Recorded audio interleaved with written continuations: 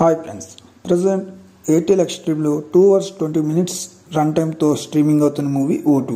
ఈ మూవీ నేను చూశాను. మూవీ అయితే నాకు అంతగా నచ్చలే. ఎందుకంటే ఈ మూవీలో చాలా స్లో నరేషన్, స్క్రీన్ ప్లే, అలాగే యాక్టర్స్ పర్ఫార్మెన్స్ కూడా అంత ఇంపాక్ట్గా అయితే లేదు. ఇంకా ఈ మూవీ స్టోరీ విషయానికి వెళ్తే చాలామంది ఓటు అమ్ముకుంటున్నారని హీరో తన సొంత మూవీ మీదే కంప్లీట్ అయితే చేస్తాడు.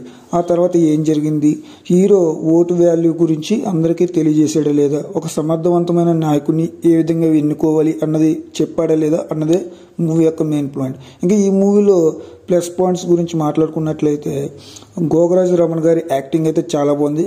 ఆయన ఈ మూవీలో మెయిన్ అని చెప్పుకోవచ్చు.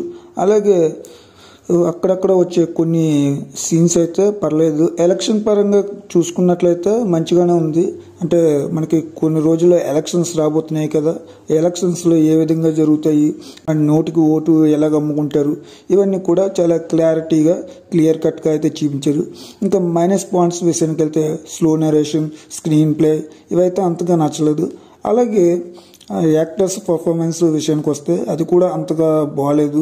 అదే కాకుండా ఈ మూవీలో కొన్ని సీన్స్ ఉంటాయి, అవి కొంచెం ల్యాగింగ్గా అయితే నాకు అనిపించాయి. అలాగే హీరోకి ఇచ్చిన డబ్బింగ్ కూడా అంతగా సెట్ అవ్వలేదు. అలాగే ఓల్డ్ సాంగ్ అయిన సిరిమల్లె పువ్వ సాంగ్ని రీమేక్ అయితే చేశారు. సాంగ్ వినడానికి చాలా బాగుంది. మీరు కూడా ఒకసారి సాంగ్ని అయితే ట్రై చేయండి. మూవీని ఓవరాల్గా ఒకసారి అయితే చూడండి. ఫుల్ ఎంటర్టైన్మెంట్ అనుకుని చూస్తే మాత్రం నేనేం చేయలేను.